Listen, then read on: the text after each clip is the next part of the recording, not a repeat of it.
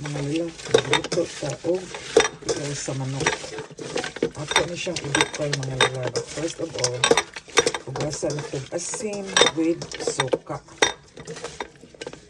para mawa ang langsi sa manok. Nya ako ni siyang tangtangan sa kuko para hindi mapiyugid ang tiil. Nya dayon mga lula, ato ang tangtangan o kuko. Gamit na ko mga lula kay kuan pliers. Nindot ang pliers mga lula kay ngano hait kaayo. Mao ni klase. Karon wa nay kuko mga lula, ato nang hugasan.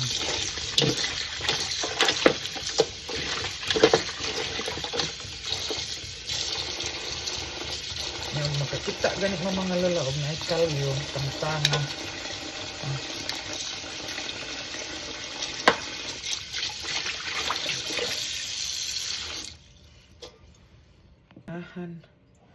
Ganahan ko ani mga lulag Picasso ang iya ganing nanhi o tunga. Ganahan ko ba nga maluto gyud og maayo.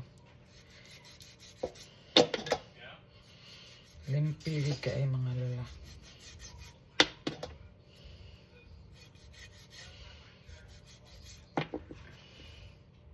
Dayon mga lula, humanag limpyo na kaayo, ako na ni siyang timplahan. Dili ni nako siya batang asin mga lula.